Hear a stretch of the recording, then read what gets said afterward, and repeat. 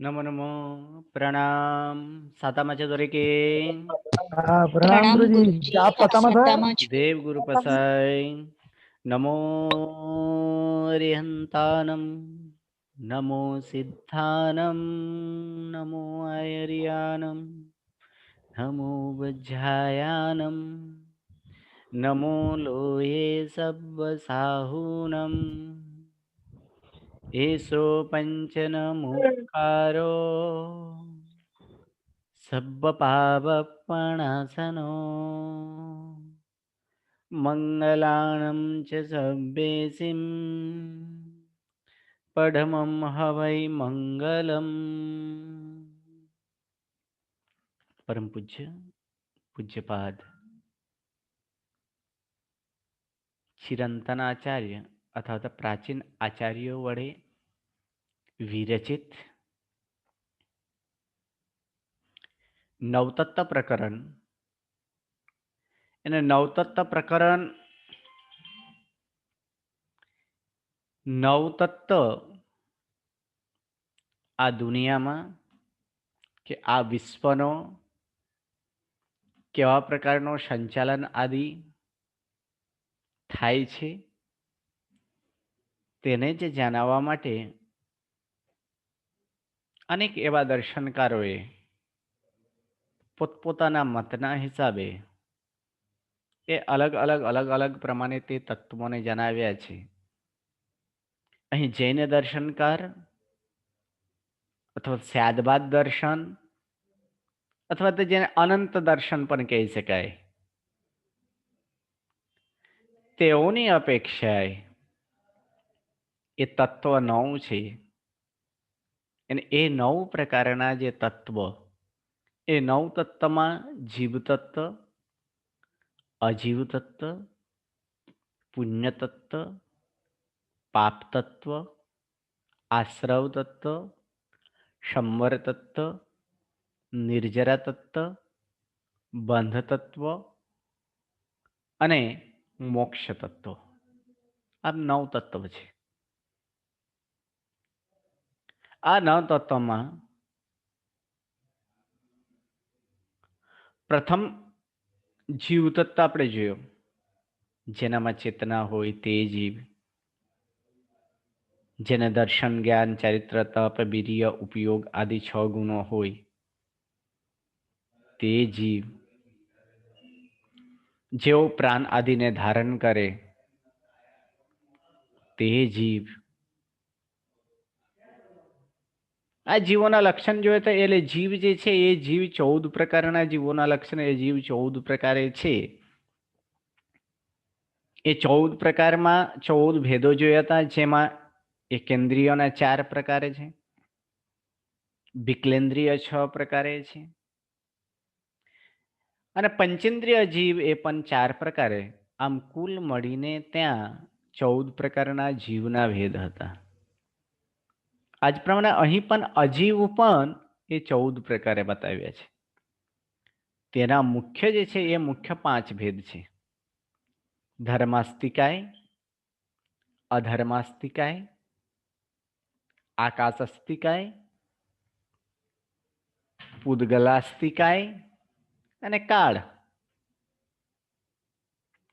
ધર્માસ્તિકાય, અધર્માસ્તિકાય, આકાશાસ્તિકાય, આ ત્રણેય જે અસ્તિકાય છે એ ત્રણેય અસ્તિકાયના ત્રણ ત્રણ ભેદ. સ્કંધ, દેશ અને પ્રદેશ. માત્ર પૂદગલાસ્તિકાય જે છે તેના ચાર ભેદ પરમાણુ સ્વરૂપે તે ચાર ભેદ પડે, અર્થાત સ્કંધ, દેશ, પ્રદેશ અને પરમાણુ. આમ ત્રણ તરી 9 અને 4 13. એને કાળનો કોઈ અસ્તિકાય નથી, કાળનો કોઈ ભાગ નથી, એટલે કાળ એકલા જ છે. એટલે આ 14 પ્રકારે એ 14 ભેદ એ અજીવ કાયના છે. એટલે અજીવ તત્વ જે છે એ અજીવ તત્વ તે 14 પ્રકારે, આમ 14 પ્રકારે થાય. જેમાં ધર્માસ્તિકાય આપણે જોયું તો ધર્માસ્તિકાય, અધર્માસ્તિકાય.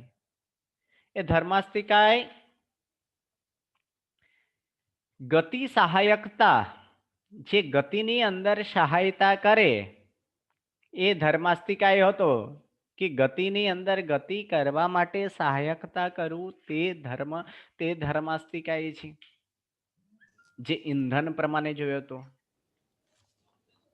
માછલી માટે એ માછલીને તરવાની એની શક્તિ છે. જો પાણી ન હોય તો તરી ન શકે. એટલે આજ પ્રમાણે જીવની અંદર ગતિ કરવાની શક્તિ છે, પણ એ સહાયભૂત એવો ધર્મ જો ન હોય તો તે એ ગતિ ન કરી શકે. માટે અહીં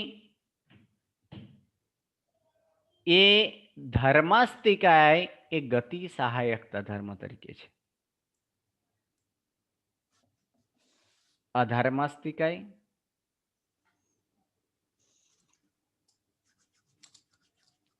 જે છે તે સ્થિર સહાયકતા, સ્થિતિ સહાયકતા છે. અર્થાત સ્થિર રહેવા માટે તે સહાયભૂત થાય. કોઈ પ્રતીક, કોઈ મુસાફર થાકીને એક ગામથી બીજે ગામ, બીજે ગામથી ત્રીજે ગામ, આ થાકીને ચકનાચૂર થઈ ગયો હોય, પરસેવોથી યુક્ત હોય, તે સમયે તેને વિશ્રામ લેવાની ઈચ્છા થાય. તો એ વિશ્રામ કરવા માટે જે સ્થિતિ, અત્યાર સુધી તે ગતિ કરતા હતા, પણ તે ગતિ સ્થિર રહેવા માટે સહાયક કોઈ ધર્મ હોય, જેના કારણે તે સ્થિર રહી શકે, એવો કોઈ સહાયક કોઈ ધર્મ હોય તો છે તે અધર્માસ્તિકાય. એટલે ધર્માસ્તિકાય અને અધર્માસ્તિકાયનો એવો સ્વભાવ નથી કે તેને ગતિ જ કરાવે અને તેને ઊભા જ રાખે, એવું સ્વભાવ નથી. પરંતુ જો જીવ તે ગતિ કરવાની ઈચ્છાવાળા હોય તો તે ગતિની અંદર સહાય કરવાનો ધર્મ, સહાય કરવાનો સ્વભાવ એ ધર્માસ્તિકાયનો છે. એ જ પ્રમાણે જે જીવ સ્થિર રહેવાની ઈચ્છાવાળા હોય તો તે સ્થિર રહેવા માટેનો સહાય કરવા માટે સહાય કરવાનો ધર્મ અથવા સહાય કરવાનો સ્વભાવ એ અધર્માસ્તિકાયનો છે. જો આ બે તત્વ ન, એટલે કે જો આ બે દ્રવ્ય ન હોત તો દુનિયાની જે પરિસ્થિતિ છે એ પરિસ્થિતિનો નજારો પણ કંઈક અલગ જ હોત. કારણ કે બધા જ ગતિ કરવા માંડે, કોઈ ઊભા જ રહી જ ન શકે. જો એકલું ધર્માસ્તિકાય હોત તો બધા જ, અથવા અધર્માસ્તિકાય એકલું હોય તો બધા એક જ સ્થાનમાં સ્થિર રહે, કોઈ ગતિ આદિ પણ ન કરી શકે. એટલે ધર્માસ્તિકાય અને અધર્માસ્તિકાયથી એ ગતિ કે એ સ્થિતિમાં એ સહાયક ભૂત ધર્મ તરીકે છે. ત્રીજું જે છે એ છે આકાશ અસ્તિકાય. આકાશ અસ્તિકાયનો સ્વભાવ શું? તો અહીં 10મી ગાથામાં કહે છે, અવગાહો આગાસમ પુગ્ગલ જીવાન પુગ્ગલા ચોહા ખંધા દેશ પયેસા પરમાણુ ચોહા ચેવ પુદ્ગલનાયબ્બા. એટલે પુદ્ગલ એની અંદર એ પુદ્ગલના જે છે છેલ્લે છેલ્લે સ્કંદ, દેશ, પ્રદેશ અને પરમાણુ એ પૂતગલોનો જાણવા. ધર્માસ્તિકાય અધર્માસ્તિકાયનો સ્વભાવ આપણે જોયો. આકાશસ્તિકાયનો સ્વભાવ શું છે? તો આકાશસ્તિકાયનો સ્વભાવ પણ અહીં કહે છે કે અવગાહ અર્થાત અવકાશ આપવું. અવકાશ આપવું એ એનો સ્વભાવ તરીકે છે, અર્થાત જગ્યા કરી આપવું. જો એકબીજાની સાથે કેવા પ્રકારનો સંબંધ વાળા છે આ ત્રણે ત્રણ દ્રવ્ય. હવે તમને એક પ્રશ્ન પૂછીએ, કોઈ એક બોક્સ હોય અથવા કોઈ એક દિવાલ હોય, માટીનો દિવાલ હોય અથવા તો તે એવા ઈંટવાળો એવા દિવાલ હોય, એ દિવાલની અંદર જેમ કે ખીલા વગેરે હોય, એ ખીલો આમાં ઠોકવું હોય તો ઠોકી શકાશે કે ન ઠોકી શકાય? દિવાલમાં ખીલો જાય કે ન જાય? માટી આદિનો દિવાલ હોય તો જાય છે. હવે એ જ દિવાલ હવે એક બીજો ખીલો લીધો જે લોખંડ છે. એ લોખંડ ઉપર આપણે ખીલા ઠોકીએ તો લોખંડની અંદર ખીલા ઠોકવું હોય તો પહેલા એ શું કરવું પડે? ખીલા જેટલી જગ્યા એની જે છે ને એને ડ્રીલ કરવા પડે. બરાબર, ડ્રીલ કરી બરાબર, એ ડ્રીલ કરીએ પછી એની અંદર ખીલા નાખીએ તો એ ખીલો જઈ શકે છે. હવે જ્યારે માટી વગેરે અથવા તો ઈંટ વગેરેનો જે દિવાલો હોય એની અંદર ડાયરેક્ટ આપણે ઠોકીએ તો એ ખીલો જતો રહે છે ને. એટલે એકમાં પ્રવેશ કરે છે, એકમાં પ્રવેશ નથી કરતા. આમાં કારણ કોણ? શું એવું વસ્તુ છે કે જેના કારણે એક પ્રવેશી ગયો અને એક પ્રવેશ્યો નથી? આકાશાસ્તિકાય. આકાશાસ્તિકાય તો છે. સામાન્યથી આપણે કહીએ તો શું કહી શકાય એને? આમ કહી શકાય કે એકની અંદર જગ્યા છે, બીજાની અંદર જગ્યા નથી. આવું કહી શકાય. એક સોફ્ટ છે ને એક હાર્ડ છે સર, એવું કહેવાય. હા, સોફ્ટ છે, ગાઢ છે, કઠણ છે. લોખંડ બહુ હાર્ડ છે, કઠણ છે. હા, હાર્ડ છે એ પણ તો છે જ. આની અંદર બંનેની અંદર આપણે જોઈએ છે એ બંને હાર્ડ છે. દિવાલ પણ હાર્ડ છે, પણ એની અપેક્ષા વધારે. છતાં એ દિવાલે જે આપણે કઠણ વગેરે દિવાલે જે દેખાય છે, છતાં એની અંદર આપણે ખીલા આદિ ઠોકીએ તો એ અંદર જાય છે કે એટલે એનો અર્થ છે કે તેને એમાં જગ્યા રહેલો હશે તો એ જ જઈ શકશે ને. જો જગ્યા જ ન હોય તો પછી જઈ શકશે? ન જઈ શકે. બરાબર, એટલે એ જગ્યા આપણા એમાં ચક્ષુતા આપણે સામાન્ય બુદ્ધિથી એ દેખાતું નથી કે ક્યાં જગ્યા છે, પણ તો એ ખીલી જેટલી જગ્યા તો એ તો એની અંદર એ પ્રવેશ કરી લે છે. બરાબર છે. આ જ પ્રમાણે પણ લોખંડની અંદર એવું ઘન છે કે એની અંદર એ જગ્યા છે જ નહીં. એટલે એક સ્થાનથી બીજે સ્થાને જવું એના માટે શું જોઈએ? ખાલી જગ્યા જોઈએ, અવકાશ જોઈએ ને. અવકાશ ન હોય તો પછી એ જઈ શકે? તો અવકાશ ન હોય તો એ જઈ ન શકે. એક સ્થાનથી બીજે સ્થાને જવા માટે જરૂરી પડે અવકાશની પણ જરૂરી પડે. અવકાશ એટલે ખાલી જગ્યા. તો જીવ અને પૂતગલને ગતિ કરવા માટે જે ખાલી જગ્યા જે કરી આપે છે, અવકાશ જે કરી આપે છે, તો એ અવકાશ એ કોણ કરીએ છે? તો એ અવકાશ કરવાનો, અવકાશ આપવાનો સ્વભાવ વાળા કોણ? એટલે અવકાશ એટલે સ્થાન, એટલે સ્થાન અથવા અવગાહના, એ સ્થાન આપવાનો સ્વભાવ વાળા કોણ છે? તો એ સ્વભાવ વાળો જે છે તે આકાશ અસ્તિકાય છે. એટલે એ આકાશ, એનો મતલબ કે આકાશ બધી જ જગ્યાએ હશે? હા, આકાશ બધી જ જગ્યાએ છે. ધર્માસ્તિકાય બધી જ જગ્યાએ છે, અધર્માસ્તિકાય બધી જ જગ્યાએ છે. એટલે કે લોકાકાશમાં કહું છું, 14 રાજલોકની અંદર. અચ્છા, અને અગર આપણે એમ કહીએ કે સમજો કે કોઈ છોકરાને ચાલતા નથી આવડતું, એની મમ્મી એને ઉપાડીને લઈ જાય છે, તો એ ધર્માસ્તિકાના રૂપે લઈ શકાય? હા, એને ચાલતા એટલે કે ઉપાડી લઈ જાય છે. હવે જય છે ગતિ કોણ કરે છે? મમ્મી. મમ્મી કરે છે ને, એની એટલે કે મમ્મી. મમ્મીની અંદર ગતિ નહીં, એની અંદર ધર્માસ્તિકાએ એનામાં સહાય કરી. પણ બાળકને જો હાથ પકડીને એને પણ ચલાવે તો એમાં પણ આપણે કહી શકાય કે એને પણ એનામાં પણ ધર્માસ્તિકાએ એ કામ કરે છે. અચ્છા, એટલે હવે સમજો કોઈ ચાલી નથી શકતું ને લાકડીના સહારે લે છે, તો એને આપણે અધર્માસ્તિકા લઈ શકીએ સ્થિર થવામાં સહાયના હિસાબે? એટલે કે એક સ્થિર, હા, સ્થિર થવા માટે કોઈ પણ જગ્યાએ જે છે ને સ્થિરતા કે ગતિ સ્વરૂપતા જે પણ દેખાય છે આ દુનિયામાં, તો એ તો દેખાય છે ને કે કોઈ ગતિ કરે છે, કોઈ સ્થિરતા છે. એટલે સામાન્યથી હા. એ ગતિ નહીં, કોઈક એવા સ્થાનની અંદર વર્ણગંધ રસસ્પર્શ પણ વાળું છે. અચ્છા. વર્ણગંધ રસસ્પર્શન વાળો પણ એની અંદર દરેક સમયે એમાં પણ ફેરફાર થતા આદિ આપણે દેખાય છે. હા. કાળ જતા એ કાચી કેરી પણ પાકી જાય છે. બરાબર. એટલે કે એક જે છે એનામાં પણ એવા પ્રકારનું કાળે જતા કાચી કેરી આદિ જે પાકી આદિ જાય તેની અંદર ફેરફાર થયો.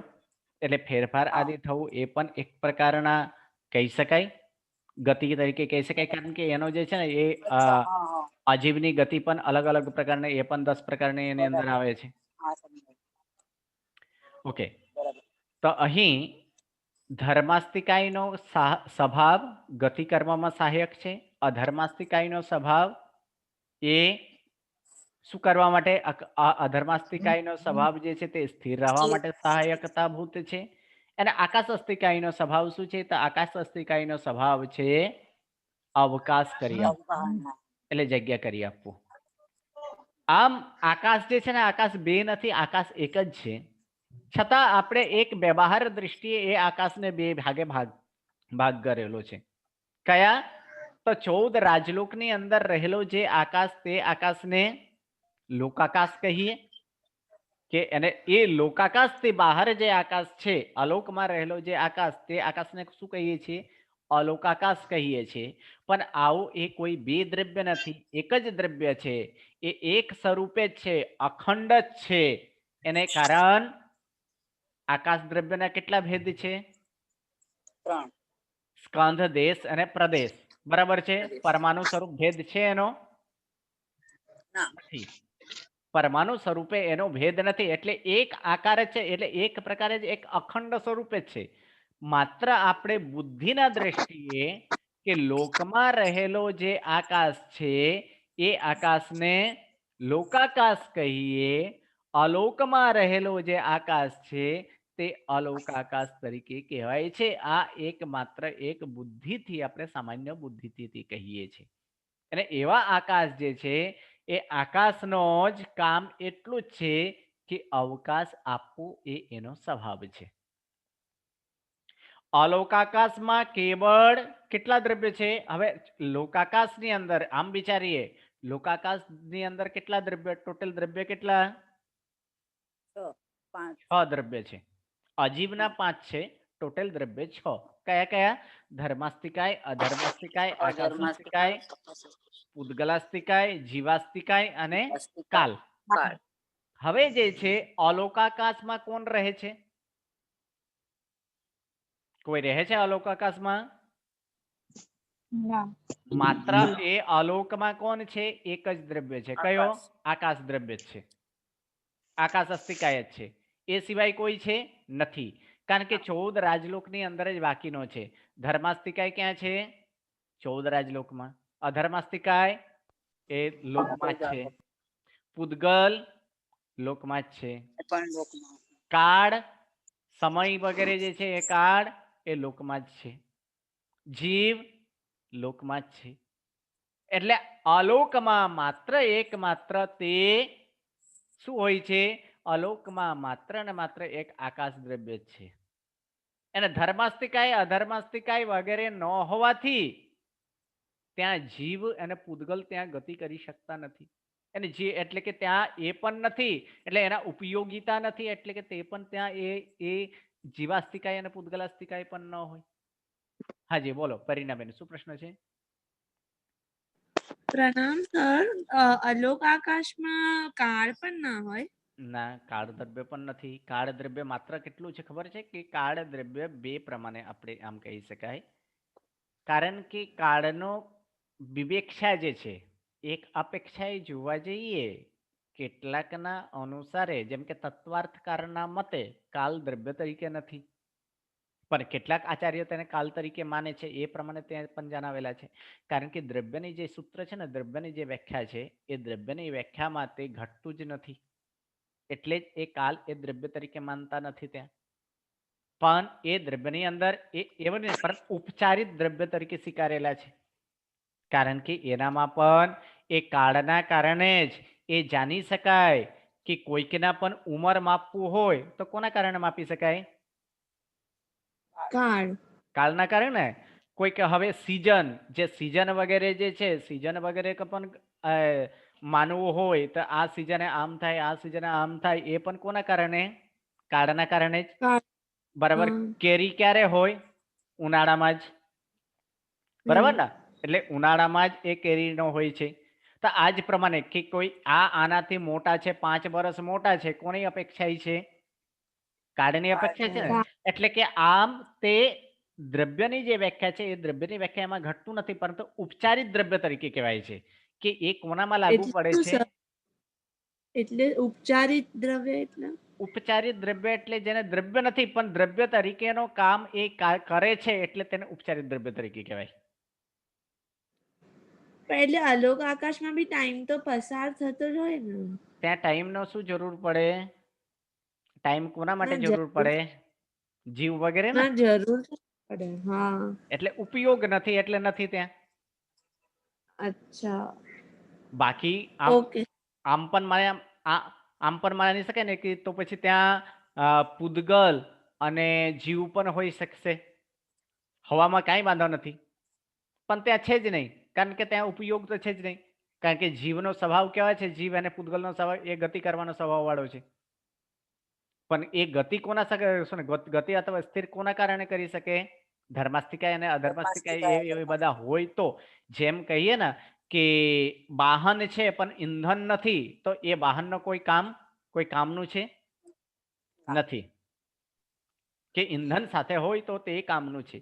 તે જ પ્રમાણે ત્યાં પણ આ બધું એકમાત્ર અલોકમાં એક જ આકાશ નામક જ દ્રવ્ય છે.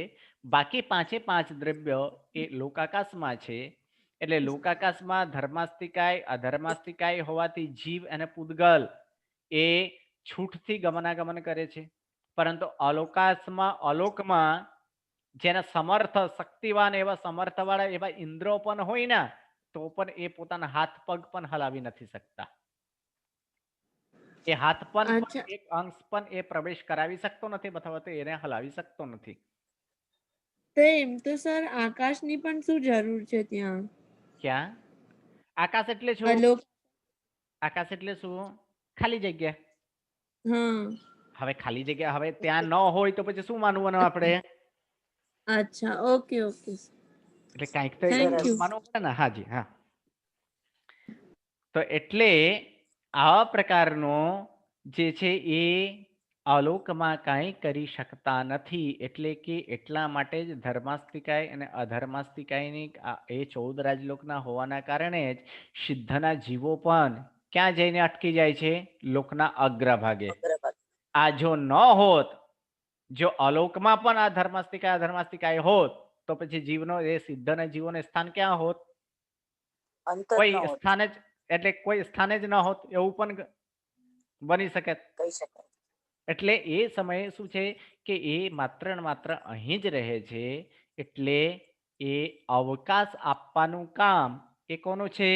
એ આકાશ દ્રવ્યનો કામ છે જે અવકાશ આપે છે. અવકાશ એટલે જગ્યા, અને જગ્યા આપવાનું કામ એ આકાશ દ્રવ્ય કરે છે. એક સ્થાને સ્થિર રહેવાનું કામ તે અધર્માસ્તિકાયનો સ્વભાવ છે.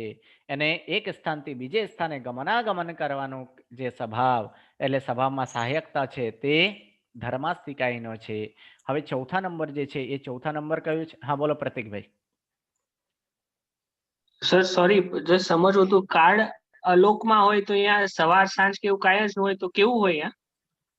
ત્યાં કેવું હોય વિચારી શકો. કારણ કે એટલું તો છોડો, સવાર સાંજની જે વાત છે ને એ લોકાકાર એટલે લોકમાં પણ કેટલા ક્યાં સુધી છે? અઢીદીપ સુધી. અઢી ખ્યાલ છે ને કે બરોબર. જ્યોતિષ જે છે એ જ્યોતિષ બે પ્રકારના જ્યોતિષ છે. હા, બરાબર સ્થિર એક અને જે ચાલતા હોય ને એક જે સ્થિર હોય ઈ. હા, તો આ જે છે જે દિવસ રાત્રિ અથવા જે કલાક વગેરે જે છે દિવસ રાત્રિ અઠવાડિયો પખવાડિયો મહિનો વર્ષ યુગ વગેરે જે છે એ કોના કારણે થાય છે? ઈ જે જ્યોતિષ દેવ જે મેરુ પર્વતને ફરે છે એ. હા, એટલે કેવા ચર જ્યોતિષના કારણે છે, બરાબર છે ને? એટલે ચર જ્યોતિષના કારણે જ આ દિવસ રાત્રિ આદિ થાય છે. હા, હવે અઢી દીપથી બહાર કેવો છે? બરોબર. સ્ટ્રીટ લાઇટની જેમ અચ્છા, એક સ્થાને સ્થિર છે. Correct sir. તો ત્યાં પણ એક જ ભાવ હોય. ત્યાં ત્યાં ના રાત્રિ ના દિવસ, એક સમાન ભાવ વાળો હોય. દેવલોકમાં વિચારો, હવે દેવલોકમાં કઈ છે એવું? ના ના, ઓકે, નીચે આપણે નરકમાં વિચારો. ના ના પણ સર નરકમાં તો આપણે કહીએ ને અંધારું છે એવી રીતે. એટલે એ કાંઈ નથી, એટલે ત્યાં શું છે? અંધારું છે. પણ ત્યાં એવા પ્રકારના દિવસ રાત્રિ થાય છે? ના ના, નથી થતું. નથી થતું ને. એટલે આપણે કાળની વાત કરીએ છીએ. કાળની અપેક્ષા જે છે એ દિવસ રાત્રિ એટલે વ્યવહાર કાળની જે વાત કરીએ છીએ. તો પછી પ્રશ્ન થાય કે દેવ નરક વગેરેનો જે આયુષ્ય છે, આટલો સમય આટલું સમય આટલું સમય, એ કેવી રીતે થાય? એ એમની એની અપેક્ષાએ ગણતરી નહીં, આ આપણે અઢીદીપમાં રહેલા જીવોની અપેક્ષાએ એમનું આયુષ્યની ગણતરી કરેલા છે. અઢીદીપમાં જે કાળ ચાલે છે ને એ કાળની અપેક્ષાએ એમનું એટલું કાળ છે એ એમનો એ ગણતરી કરેલા છે. બાકી એ તો પલ્યોપમ સાગરોપમ નું માપ આવી રીતે જ થઈ જાય. હા, પલ્યોપમ સાગરોપમ વગેરે જે બધું માપ છે એ આપણે વ્યવહાર કાળની, અને વ્યવહાર કાળનો પ્રચલિત ક્યાં છે? અઢીદીપમાં જ છે. અઢી મિનિટમાં. હા અઢીદીપથી બહાર તો કાંઈ છે જ નહીં. આ લોકોને તો એવું પણ ખબર નથી પડતા, પોતાનો અર્ધો આયુષ્ય પૂર્ણ થઈ જાય. કેટલાક દેવો, આ ઉપરના દેવોનો યાદ છે ને, આ ગ્રેવિયક અને અનુત્તર દેવો શું કરે છે? હા પોતાનો અર્ધો આયુષ્ય પૂર્ણ થાય પછી એક પડખુંથી બીજો પડખું ફરે છે, પડખું ફેર. હા બરાબર? એટલે કે એમનો એનામાં જ પ્રસાર થાય. એમને કઈ ખબર જ નથી કેટલો સમય ગયો, કેટલો સમય શું થયો, એ બધું કઈ હોતા નથી. પણ આપણી અપેક્ષાએ એમનો કાળનો નિર્દેશ ત્યાં કરેલો છે. અચ્છા અચ્છા સર, ઓકે. હવે જે આવે છે એ છે પૂદગલાસ્તિકાય. પૂદગલાસ્તિકાય, સૌથી પહેલા પૂદગલ એટલે શું એ આપણે જોઈ લઈએ. આપણી સામે નજર સમય જે વસ્તુ દેખાય છે તે બધી જ વસ્તુ પૂદગલ તરીકે છે. જે વસ્તુ આપણે નજર સમક્ષ જે વસ્તુ દેખાય છે, આપણો હાથ દેખાય છે એ હાથ પણ શું છે? પૂદગલ છે. નજર સામે મોબાઈલ દેખાય છે એ મોબાઈલ પણ પૂદગલ છે. પછી નજર સમક્ષ ટેબલ દેખાય છે તો ટેબલ પણ પૂદગલ છે. પુસ્તક દેખાય છે તો પુસ્તક પણ પૂદગલ છે. લેપટોપ દેખાય છે, લેપટોપ પણ એ પૂદગલ છે. જે વસ્તુઓ આપણે નજર સમક્ષ છે, જે વસ્તુ આપણે જોઈ શકીએ છીએ તે બધી જ વસ્તુઓ પૂદગલ છે. કારણ આગળના ત્રણ વસ્તુઓ જે આપણે જોયા હતા, આગળના ત્રણ વસ્તુ આપણે જે જોયા, કયા કયા? આગળના ત્રણ દ્રવ્ય, ધર્માસ્તિકાય, અધર્માસ્તિકાય, આકાશસ્તિકાય, એ ક્યાં છે? આપણને ક્યાંય દેખાય છે કે આ ભાગે ધર્માસ્તિકાય છે, આ ભાગે અધર્માસ્તિકાય છે, આ ભાગે આકાશસ્તિકાય છે? દેખાય છે કઈ? ના ના સર. અદૃશ્ય છે. એટલે કેવું છે એનો? એ રૂપ નથી. એ બધા જ કેવા છે? એ ત્રણે ત્રણ અરૂપી છે. અરૂપી. એના પૂદગલ જે છે એ પૂદગલ આપણી સમક્ષ જે વસ્તુઓ દેખાય છે એ વસ્તુ હાથ, મોબાઈલ, ટેબલ, પોતાનું શરીર, ધન, દોલત, ગાડી વગેરે આ બધું દેખાય છે. હા એટલે દેખાય છે. અને સાથે સાથે આ સદા માટે એક સમાન જ રહે છે કે એની અંદર કઈ ફેરફાર દેખાય છે? ઘર ફેરફાર બનેલો થાય ફેરફાર હોય, થાય છે. ઘર ફેરફાર બનેલો થાય હોય છે. તો પછી ઘર તૂટી જાય છે કે ન તૂટે? હા તૂટી જાય છે. ગાડી જેમ છે તે શું કે તેમ જ રહે છે કે ગાડીની અંદર પણ એવા એમાં પણ રિપેર બધી કરવું પડે છે. હા જૂની રિપેર થાય. ની ક્યારે જરૂર પડે? જ્યારે એ બગડી જાય ને. હા એટલે બગડી જાય એટલે કે એની અંદર પણ એવા પ્રકારે એ હંમેશા તો પછી એનો સ્વભાવ કેવા પ્રકારનો છે તો એમનો સ્વભાવ છે પૂરન અને ગલન. પૂરન એટલે ગલન, પૂરન ગલન એટલે પૂરન એટલે પૂરવો અને ગલન એટલે સડી જવું એટલે કે બીખરી પડવું એટલે બીખરવું. એટલે શું થાય? કારણ કે એકમાત્ર એક પૂદગલ જ એક દ્રવ્ય જે છે જેની અંદર ચોથું ભેદ હોઈ શકે છે. ચોથું ભેદ કયો? કાળ પરમાણુ. પરમાણુ. પરમાણુ. અને પરમાણુ કોને કહેવાય? કે જે સ્કંદથી છૂટા પડેલો હોય તો. બરાબર? તો સ્કંદથી છૂટા પડેલો અંશ અત્યાર સુધી બધા જ જે ભાગ હતા તે અખંડ હતા. પણ હવે પૂદગલ કેવા ભાગ વાળો છે કે પૂદગલ એક ખંડ વાળો છે. એ પૂદગલના ખંડ થઈ શકે છે, ટુકડા થઈ શકે છે, એક સ્થાનથી બીજે એ છૂટા પડી શકે છે. પરંતુ અત્યારે ધર્માસ્તિકાય, અધર્માસ્તિકાય, આકાશાસ્તિકાય એમાં કોઈ પણ પ્રકારનો એમાં કોઈ ફેર એટલે કોઈ ભેદ નથી પડી શકતા, કોઈ છૂટા નથી પડતા, પરંતુ પૂદગલની અંદર છૂટા પડે છે. એટલે જે શું છૂટા પડે? તો એનો પરમાણુ વગેરે હોય, અણુ વગેરે હોય, તો કેટલાક અણુ છૂટા પડે, કેટલાક અણુ જોડાય. એટલે છૂટા પડવું એટલે ગલન થવું અને જોડાવવું એ મળવું એ પૂરણ થવું. હંમેશા આ ક્રિયા પૂદગલની સાથે ચાલતું જ હોય. જેના કારણે જ નવું કાંઈ પણ વસ્તુ હોય, નવું એકદમ ન્યૂ બ્રાન્ડ વાળો અથવા તો કોઈ એક કપડા જે આપણે ક્યારેય યુઝ કર્યા જ નથી. આજથી 5 વર્ષ પહેલા કોઈ એક કપડાને એની અંદર જે પ્રમાણે એનો વર્ણ વગેરે હતો એ વર્ણ વગેરે એની અંદર જે પ્રમાણે હતો પેક કરીને કોઈક એવા તિજોરીમાં મૂકી દઈએ અને 5 વર્ષ પછી એ તિજોરીમાંથી કાઢવામાં આવે તો એ વસ્ત્રની અંદર ફેરફાર જોવામાં આવે કે એમને એમ જ રહે? થોડું ફેરફાર થાય. થોડો ફેરફાર થાય. ફેરફાર થાય ને? પહેલા જોયેલો અને અત્યારે જોયેલો ફેરફાર થાય? ફેરફાર થઈ શકે છે. તો એ ફેરફાર થાય, એ ફેરફાર કેમ થયો? કેમ કે એનો તો યુઝ તો કર્યા નથી. ચલો ગાડી વગેરે યુઝ કરીએ છીએ, ઘર વગેરે યુઝ કરીએ છીએ, તો એનો શું થાય? એ તૂટી ફૂટી કે એની અંદર ચલો એની અંદર ગલન વગેરે એ તો થઈ શકે. પણ જે યુઝ જ નથી કર્યા એનો ફેરફાર થયો એટલે એનો અર્થ શું છે કે દરેક સમયે નવા પૂદગલો એનામાં જોડાય અને જૂના પૂદગલો એમાંથી જાય. હવે આ નવા પૂદગલો જોડાય, જૂના જાય, એ આપણના દ્રષ્ટિથી દેખાયું છે?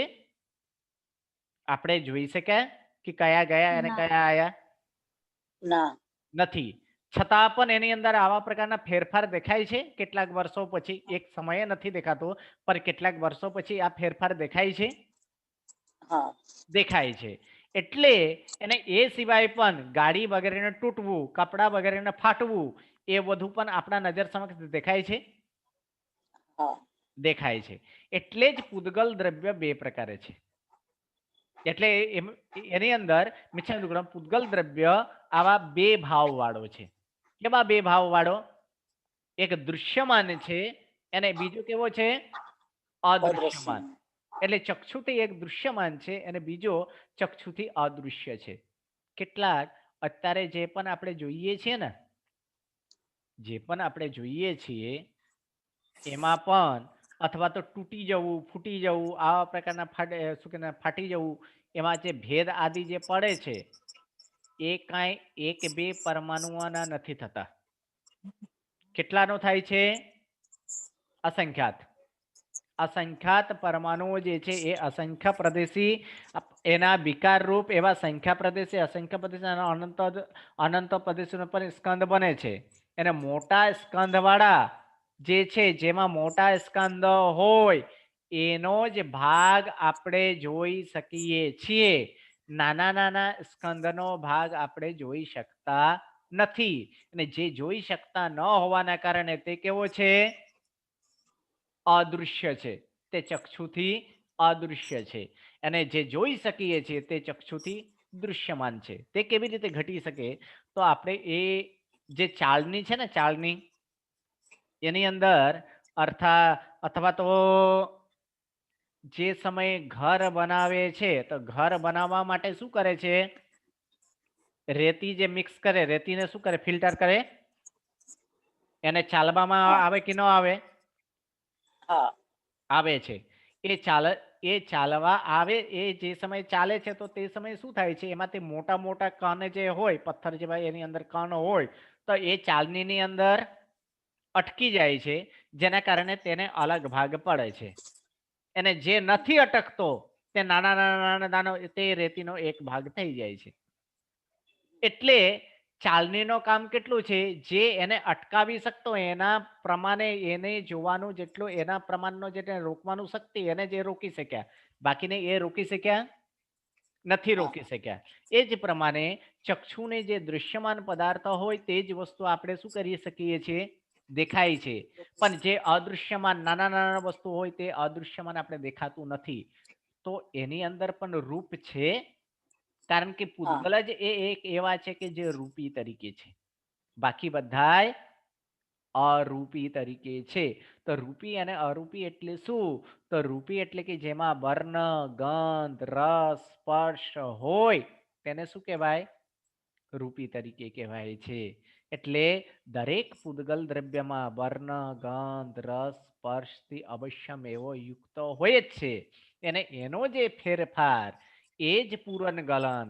દરેક સમયે વર્ણ, ગંધ, રસ, સ્પર્શ પણ ચેન્જ થતા જાય છે. આપણે મેરુ પર્વત નામ સાંભળ્યા છે આપણે? મેરુ પર્વત. મેરુ પર્વત પણ કોના બનેલો છે? સુવર્ણના, રત્નોના વગેરે, બરાબર. એ હા મેરુ પર્વત આપણે શું કહીએ છીએ? શાશ્વત છે. આમ હા બનેલો શેનો છે? સુવર્ણનો. સુવર્ણ વગેરે એવા ધાતુઓ વગેરે નથી પણ બનેલો છે.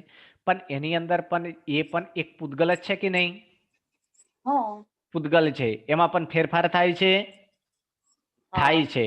છતાં આપણે મેરુ પર્વતને કોઈ આપણે કહી શકીએ કે મેરુ પર્વતની અંદર કોઈ ફેરફાર થયો?